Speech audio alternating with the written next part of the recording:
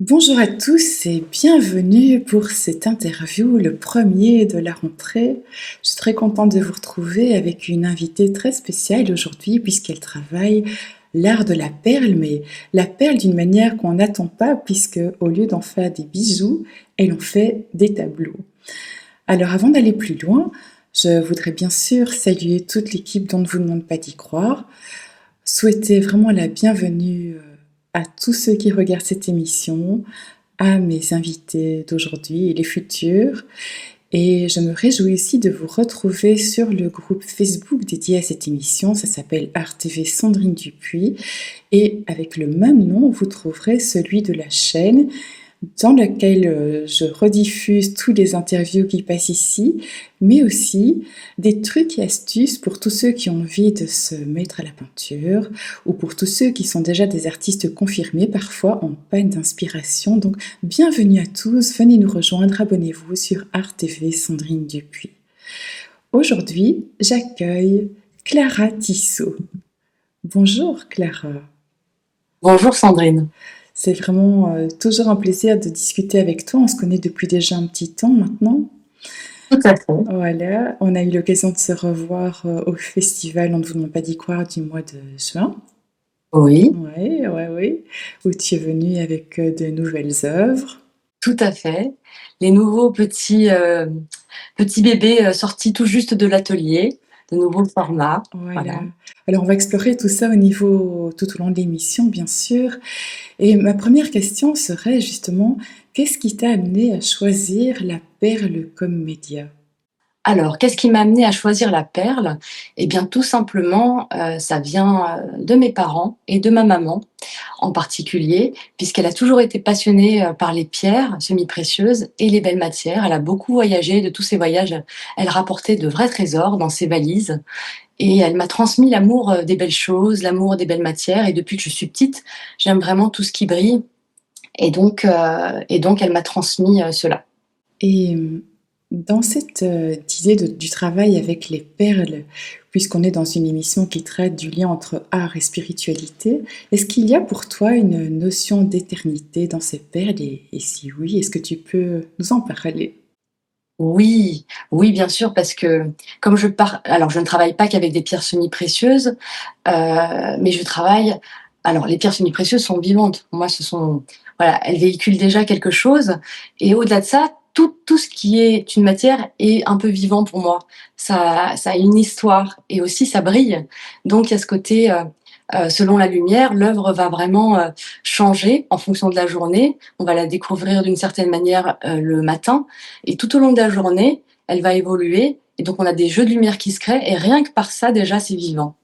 Et ça habille aussi. Il y a une question d'ornementation. Alors à tes débuts, tu travaillais beaucoup sur les images du tarot. Et d'ailleurs, je vous invite à venir sur ma propre chaîne qui s'appelle, cette fois, excusez-moi pour la pub, c'est là que vous retrouverez un interview Ah bah tu peux, intégral. hein. C'est Sandrine Dupuis, Éveil de la conscience. Et là-dessus, il y a toute une série d'interviews de personnes que j'avais fait, avec qui j'avais discuté il y a un certain temps. Et il y a un interview complet déjà de Clara où on voit toutes ces œuvres relatives au tarot. Ici, vous en verrez moins, vous verrez d'autres choses, mais c'est une belle manière vraiment de découvrir tout son travail. Et donc, quand tu as débuté, tu avais pour thème le tarot. Alors là, j'aimerais quand même bien que tu nous racontes un peu, que tu nous remettes dans le contexte de tes débuts avec ça. Avec plaisir. Eh bien, le tarot m'a offert le plus beau des cadeaux, celui de se trouver en tant que personne, en tant qu'artiste. Je ne savais pas qui j'étais, où j'allais, ce que je voulais, ce que j'avais à transmettre au monde et pourquoi j'étais là. Sachant que j'ai deux parents qui sont tous deux artistes. Mon père est artiste peintre et ma mère donc crée des bijoux avec des belles matières. Ils font tous deux des choses tellement magnifiques que moi, je ne savais pas vraiment me situer au milieu de ce couple d'artistes qui a déjà, j'ai envie de dire, presque tout. Enfin, pour moi, on ne pouvait pas faire mieux que ce qu'ils faisaient. Et finalement, c'est un jour, à force de... Parce que j'avais vraiment cette envie, plus j'avançais, plus je grandissais, plus j'avais envie, cette envie, je sentais que j'avais moi aussi envie de m'exprimer, mais je ne savais pas comment. Et finalement, c'est un jour, au travers d'une lecture, je lisais beaucoup de biographies d'artistes féminines comme Frida Kahlo, Niki de Saint-Phal. Et un jour, j'ai eu un flash et je me suis dit, mais c'est ça que je vais faire. Vraiment, j'ai visualisé le projet. Je me suis dit: «Je vais rendre hommage à ce jeu que j'aime tant», puisque je tire les cartes depuis l'âge de 14 ans. Pas d'un point de vue divinatoire, mais plus comme un miroir pour apprendre à se connaître.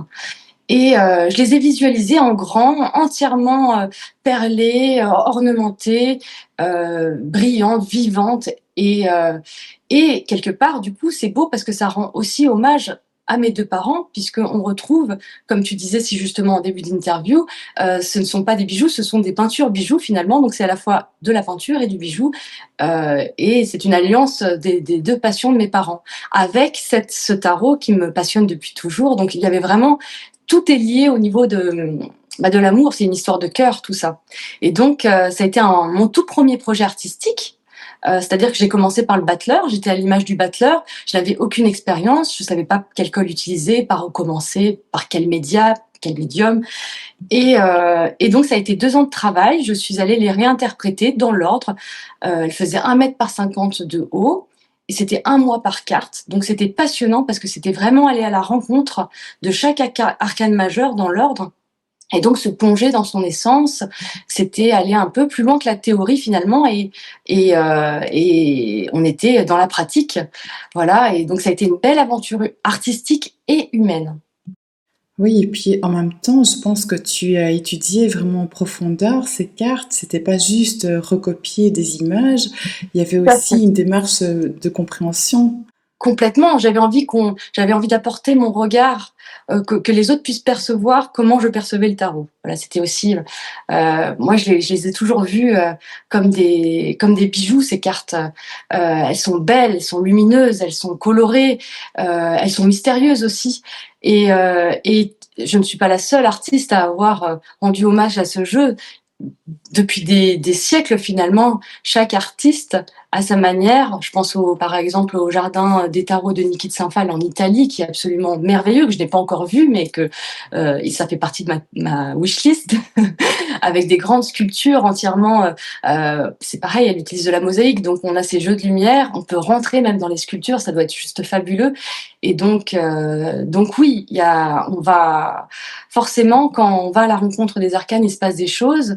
Et moi, j'ai eu la chance, avant le projet, finalement, 2 ans auparavant, de les apprendre en profondeur avec Corinne Morel. C'était à Lyon. Je les avais étudiés. C'est pour ça que je parlais de théorie et de pratique finalement, parce que je les ai étudiés dans un premier temps, leur symbolique, tout ce qu'elles avaient à raconter, et puis dans un autre temps, plus tard finalement, c'était pas du tout prémédité, hein, puisque l'idée est arrivée après. C'était ouais, d'aller à la rencontre de ces arcanes. Et est-ce que cette notion d'éternité, tu la retrouves aussi dans les cartes? Ah, tout à fait, complètement. Le tarot évolue avec nous, on peut percevoir une carte d'une certaine manière à un certain âge, et puis 10 ans plus tard la voir autrement. Le tarot est un immense miroir, et encore une fois, il traverse le temps, et il est d'une grande justesse, et donc oui, il y a cette notion d'éternité. Oui, donc les perles éternelles, le tarot C'est éternel, les ça, deux c'est se une retrouvent. communion avec l'âme, c'est une communion avec Oui, l'âme. c'est ça. Pour aller au plus juste de qui on est, de ce qu'on souhaite transmettre. C'est vraiment une perle rare, pour reprendre aussi ton expression. Alors ça, c'est un beau jeu de mots que tu viens de faire, oui. Et ensuite, ton travail a évolué, donc tu as fait quand même les 22 arcanes majeures, c'était pas rien, hein, c'est quand même pas des Ah, petits c'est vrai. tableaux, voilà. Ouais, Oui. ouais. Avant de passer à l'autre sujet, est-ce que tu as quand même aussi fait des arcanes mineures ou pas? Alors, j'ai fait les 4 as mineurs. Parce que c'est vrai que c'est quand même le pilier, enfin ça fait on les retrouve dans le battleur et dans le monde. Donc ça me paraissait important de les réaliser. J'ai aussi réalisé la reine de bâton sur commande. J'ai adoré la faire. Donc pour ce qui est des mineurs, ça sera plus sur commande, parce que là c'est vrai que si je m'étais aventurée, déjà que c'était 2 ans de travail pour réaliser les 22 arcanes majeures, s'il avait fallu que je réalise les 56 arcanes mineurs, ça aurait été quelque chose. Mais pourquoi pas, hein, peut-être qu'un jour, je les ferai aussi, hein. La production, j'adore ça. De toute façon, je produis sans arrêt, puisque j'aime bien dire que quand je crée, je respire. C'est vraiment mon moment à moi, et je ne me verrai pas faire autre chose. Donc on a bien entendu, si quelqu'un souhaite une autre carte sur commande, c'est tout à fait possible. Oui. Ouais. Alors j'ai ensuite remarqué que tu t'étais dirigée vers le zodiaque. Encore Oui, un travail à nouveau avec une numérotation et un ensemble à c'est ça. composer, oui. Tout à fait. J'aime quand ça raconte une histoire et qu'il y a du sens. En plus des pierres, des belles matières, du côté vivant qui se dégage grâce aux couleurs et à ces jeux de lumière, j'aime quand l'œuvre raconte quelque chose. J'aime quand ça a du sens. C'est hyper important à mes yeux. Et donc, les signes du zodiaque, ça a été un peu la suite logique finalement. On reste un petit peu dans cette thématique aussi du monde de l'invisible et de la symbolique. Et aussi, ce qui a été très beau dans l'histoire, c'est que ça a été ma première collaboration avec mon papa. C'est un rêve de petite fille qui se réalise parce que j'admire énormément mon papa. Il a un trait magnifique, il est dans une poésie, dans un lyrisme. J'ai grandi avec ses dessins, avec ses peintures. Il a commencé à l'âge de 25 ans, finalement, assez proche de mon âge quand j'ai commencé à créer, puisque j'avais 24 ans quand j'ai débuté. C'était fin 2017, début 2018, le projet sur les 22 arcanes majeures. Et donc, il m'a fait le cadeau de me dessiner les 12 signes du zodiaque. Et ça a été magnifique. Et j'ai pu me plonger à travers dans ces dessins. Et donc, ça a été à nouveau un an de travail, un mois par signe. Et cette fois-ci, je les ai pas fait dans l'ordre. Je me suis laissée vraiment inspirée, guidée par celui qui m'appelait. Je les ai fait au fur et à mesure. Et voilà, ça a été une belle communion entre enfin, père-fille, quoi. Voilà. Et est-ce que les signes du zodiaque ont aussi chacun une histoire, un peu comme les cartes du tarot? Oui, ils ont une énergie. Je suis moins calée sur le sujet de l'astrologie. Là, je pense à Jacques Birolini qui pourra certainement plus nous en dire. Mais en effet, quand je me suis plongée dans ces signes, j'ai ressenti des énergies. Ils ont chacun leurs énergies différentes et chacun leur histoire. Et c'était également passionnant parce que ça vient aussi chercher plusieurs facettes chez nous, quelque part. Alors ton travail, il est assez répétitif, minutieux. Est-ce que ça a à voir avec la méditation, par exemple? Oui, tout à fait. Quand je crée, j'ai le sentiment d'entrer dans une sorte de conscience modifiée.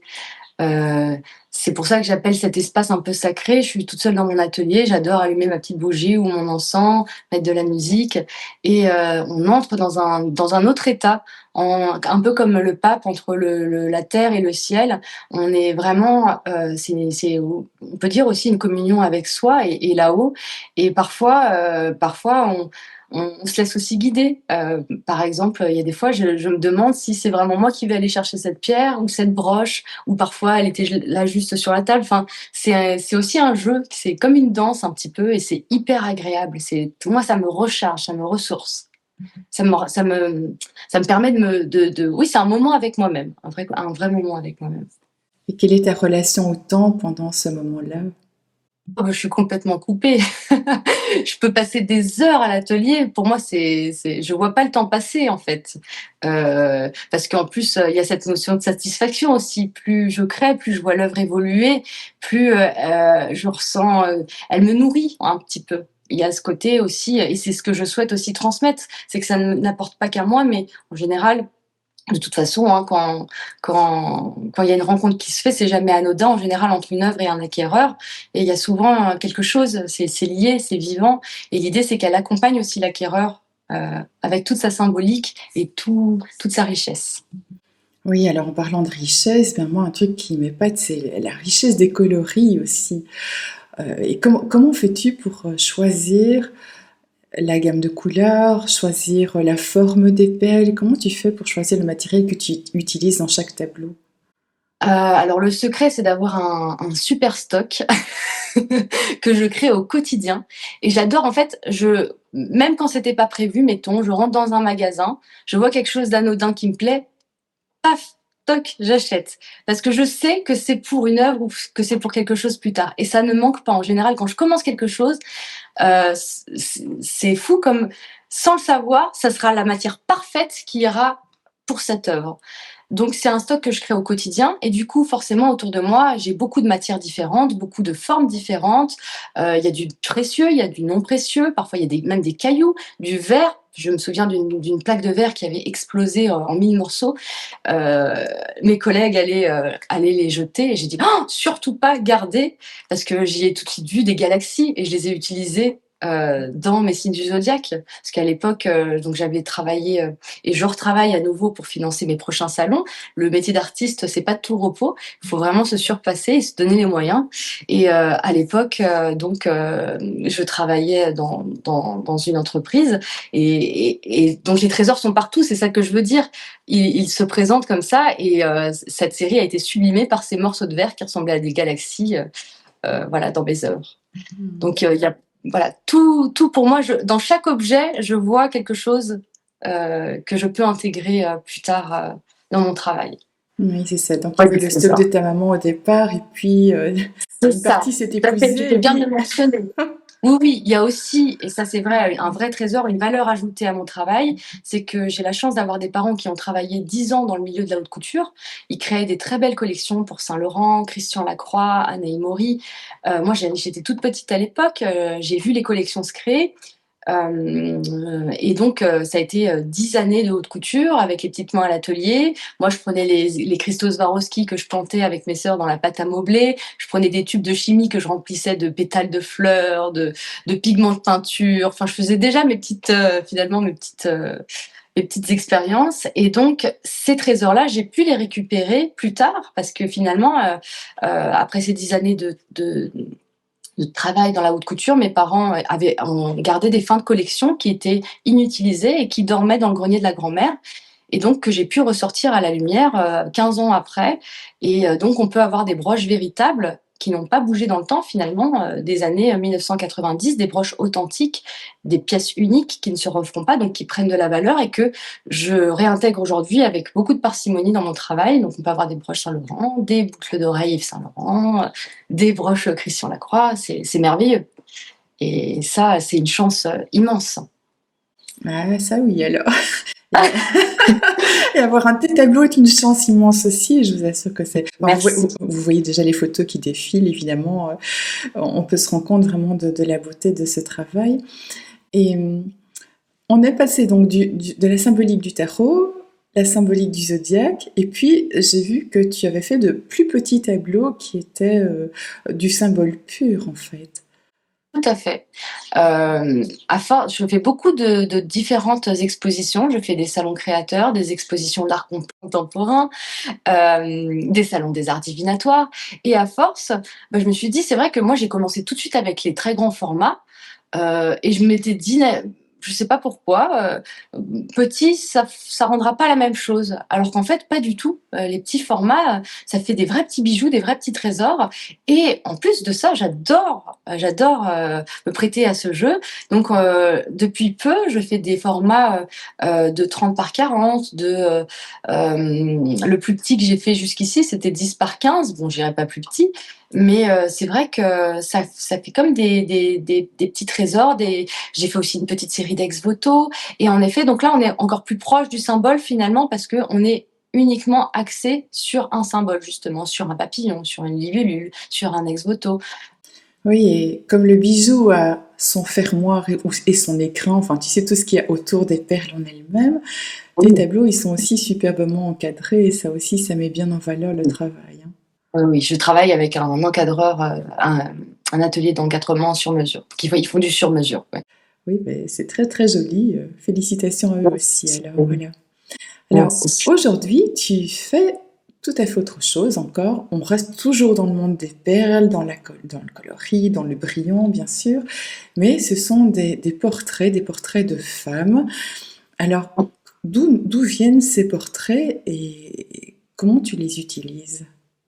Alors, là, c'est la nouvelle série en effet sur laquelle, en fait, elle est venue naturellement. Elle s'est un peu, imposée à moi. Je pense que c'est pas anodin parce que je suis en train d'écrire justement sur les 22 arcanes majeures. Ça prend du temps, mais je souhaite, relater mon expérience et mon histoire avec les cartes et ça passe aussi par la jeune fille que j'ai été, qui a traversé une adolescence très compliqué, qui a été brimé, qui a subi des violences physiques et psychiques. Et du coup, pour moi, c'est mettre en lumière la femme. Et ça me tenait énormément à cœur. C'est l'élever au rang d'œuvre d'art, comme je l'ai fait pour les arcanes majeures ou les signes du zodiaque. En fait, moi, ce qui me plaît, c'est vraiment de mettre en lumière et de rendre hommage.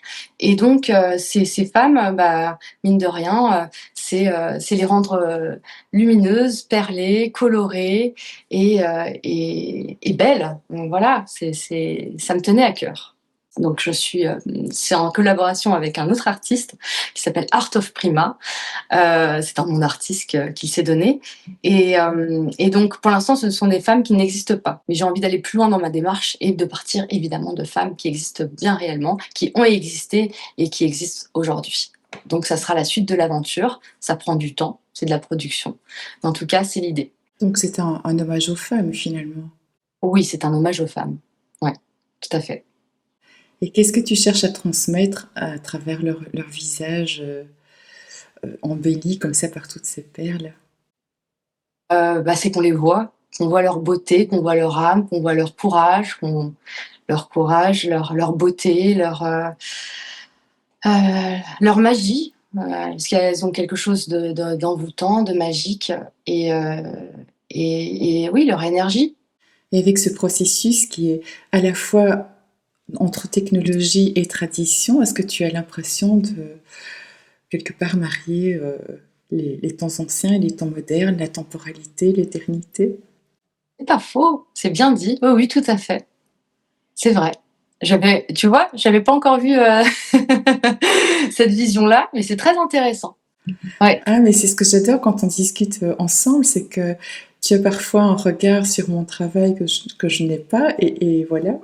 C'est Et ça, hein, vice le versa. dialogue. Tout à fait. Oui, complètement, complètement. On Ouais. se découvre, et je pense que les œuvres d'art naissent de la main de l'artiste, mais elles se terminent dans l'œil de l'observateur. Qu'est-ce que tu penses de ça, toi? Complètement. C'est une harmonie, c'est une rencontre. Je suis tout à fait d'accord avec toi. Et chacun a son ressenti, chacun a son interprétation.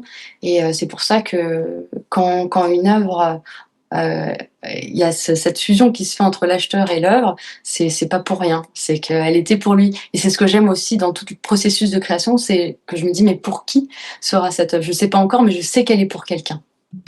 Et quand elle est pour quelqu'un, est-ce que ça influence le choix justement de ce que tu fais au niveau des perles, au niveau de la composition? Quand c'est une commande, oui, c'est vrai, bien sûr.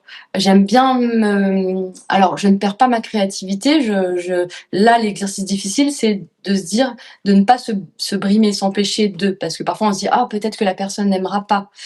Donc là, l'idée, c'est de se laisser de l'espace tout en, j'aime bien, comment dire? Heu Visualiser la personne et m'immerger aussi dans son univers et donc mettre un peu d'elle dans l'œuvre, quand je sais à qui ça va aller, bien sûr, quand c'est une commande, par exemple. Et récemment, je l'ai fait avec une cliente, c'était magnifique parce que là, ça allait un peu plus loin, c'est-à-dire qu'elle m'a dit: «Voilà, moi j'aimerais, un lion ailé, j'aimerais des cartes de tarot, j'aimerais». Donc on a vraiment créé quelque chose de sur mesure pour elle, dans tous les détails et qui raconte son histoire. En fait, chaque détail de l'œuvre a une importance pour elle et raconte quelque chose. Et donc c'était un travail à 2 finalement. Je lui ai proposé la maquette qu'elle m'a validée, finalisée et ensuite après ça a été ma partie où j'ai créé avec, comme d'habitude les pierres semi-précieuses, les couleurs, et c'était très beau et c'était très fort. Et quand voilà, et puis il y a forcément un lien qui se crée après avec l'acquéreur aussi. La plupart du temps d'ailleurs, on devient souvent amis. Pour vraiment donner un panel complet de tout ce que tu fais, je pense aussi à ton tableau du Petit Prince. Donc là, c'est l'illustration d'un conte puissant. Tu peux peut-être nous en Tout toucher à un mot fait. aussi, oui. Donc oui, Le Petit Prince, un conte que j'aime énormément aussi, de la même manière que L'Alchimiste avec Paulo Coelho, où il y a un sens profond, avec une double lecture qui est très puissante. Et Le Petit Prince m'a justement permis de rencontrer une médium et amie que j'aime énormément, qui s'appelle Frédérique Pommier, et nous avons développé une très belle amitié grâce à cette œuvre, à travers cette œuvre. Ouais, Frédéric, que j'aime beaucoup aussi. Et qu'on salue au passage, donc voilà. Et qu'on salue au passage. Alors, petite question encore. Qu'est-ce que tu fais des imperfections, des petits accidents? Bon, quand on réalise une œuvre d'art, parfois il y a un truc qui coule ou qui n'était pas prévu tout à fait de cette manière. Tellement. Oui, tu fais bien de. C'est vrai qu'on en parle peu de ces fameux petits accidents. Ils arrivent et finalement, j'ai envie de les appeler les accidents heureux. Parce que plein de fois, ça m'est arrivé en tout cas d'avoir des accidents dans un premier temps, que je considérais comme malheureux parce que je me suis dit, oh, ça y est, c'est fini, c'est terminé, l'œuvre est fichue.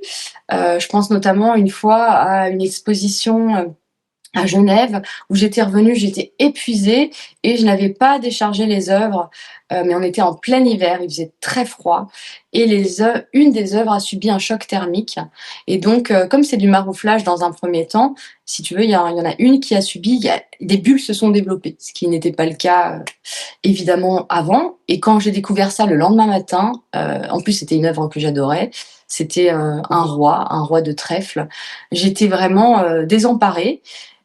Et je me suis pas laissée pour autant. Je supporte pas l'idée de me dire qu'une œuvre est perdue. Ça, c'est autant certains artistes. Je pense à Camille Claudel. Il paraît que dans son atelier, quand elle était pas contente du résultat, elle cassait ses œuvres. Moi, je peux pas faire ça. Il faut absolument que je rattrape le coup. Et donc, avec ce roi, je me suis dit, mais si je collais des petites mosaïques finalement dans le fond.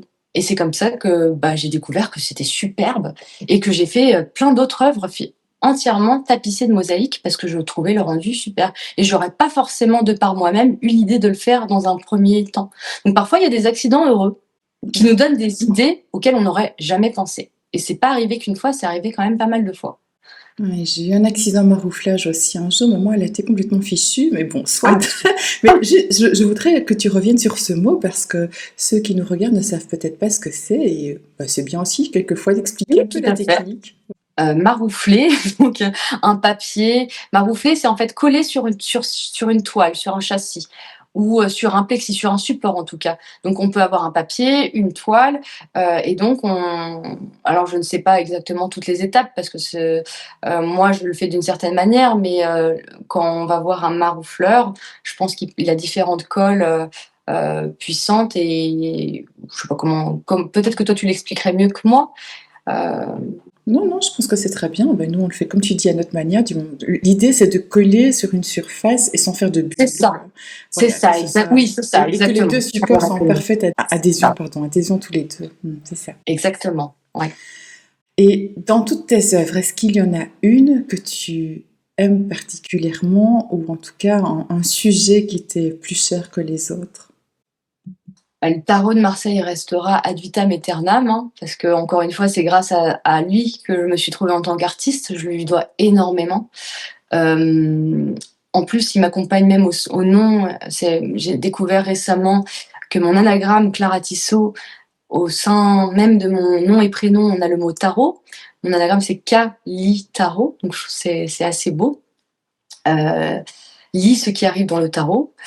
Et, euh, et donc forcément, il y en a une en particulier qui restera toujours, c'est le Battleur, puisque ça a été ma toute première œuvre, et d'ailleurs c'est la seule que je n'ai jamais vendue, parce que c'est le premier, et donc il a une valeur inestimable à mes yeux, et l'aventure a démarré avec lui.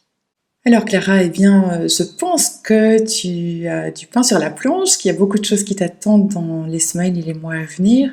Est-ce que tu pourrais nous faire part justement des annonces? Oui, alors là, maintenant, très prochainement, nous aurons donc du 22 août au lundi 1er septembre une exposition à Ivoire. C'est une ville médiévale au bord du lac Léman qui est magnifique. Et ça sera dans une grange, donc je serai toute la semaine dans cette grange. C'est une grange dédiée aux artistes qui est prêtée par la mairie d'Ivoire, par la commune de la mairie d'Ivoire. Et donc j'y exposerai quelques œuvres. Ensuite, mi-septembre, je vais vous dire les dates exactes, du 19 septembre au 30 septembre, je serai à Saint-Tropez pour un salon d'art contemporain que j'ai fait l'année dernière, que j'ai vraiment adoré, qui est Place des Lys. Du 21, 22, 23, le 21, 22, 23 novembre, je serai à Biarritz pour un salon bien-être. Le 28, 29, 30 à Bordeaux. Le 5 et 6 décembre, ce sera un marché féerique au château de Denonville organisé par Nathalie Dangelot, que je salue chaleureusement. Du 12 au 13, je serai à la Halle des Blancs Manteaux à Paris pour un salon d'art contemporain. Ok, bisous à Nathalie au passage aussi. Oui. Et bien entendu, vous retrouverez tous les liens dans le descriptif de cette vidéo. Dans les interviews passées, j'ai souvent proposé une citation aux invités. Ah bah là, la première qui m'est venue, c'est bleu. Donc voilà, ça sera bleu. Est-ce que le bleu... Bleu, et c'est vrai que j'ai toujours aimé le bleu. Oui, Et oui. c'est une signification, le bleu, pour toi? On le retrouve beaucoup dans mes œuvres. C'est un bleu bien particulier, un bleu clair. Pour moi, c'est le rapport aussi à l'eau, au ciel, et puis à l'émotionnel, à l'origine, hein, à l'origine du monde. Donc le bleu, oui. Et comme cette émission touche à sa fin, bien sûr, je vais te laisser le mot de la fin. Je finirai sur une citation que récemment Michel Dourte m'a écrit dans son livre, que j'adore, et c'est très très beau parce que, pour la petite anecdote, la veille je comptais l'écrire sur une story, puis au final je sais pas pourquoi, j'en ai choisi une autre, mais c'était vraiment celle-ci qui m'appelait, et le lendemain même, quand j'ouvre le livre de Michel Dourte, il m'avait écrit cette citation. Donc ça m'a beaucoup touchée. Et je l'aime énormément. Elle est de Paul Éluard. C'est « Il n'y a pas de hasard, il n'y a que des rendez-vous ». Voilà. Mais ça, c'était un superbe rendez-vous. Et un nouveau bisou à Michel au passage aussi. On embrasse tout le monde d'ailleurs. Bien sûr. Je te remercie infiniment pour ce que tu nous as partagé. Avec plaisir. Merci à toi, Sandrine, pour m'avoir invitée à nouveau. C'est un quel plaisir. Merci de tout cœur. Voilà. Oui, ça reste toujours un plaisir. Donc, invitation cordiale à tous ces futurs événements. Je vous remercie d'avoir regardé cette émission et je vous dis à la semaine prochaine pour la suivante.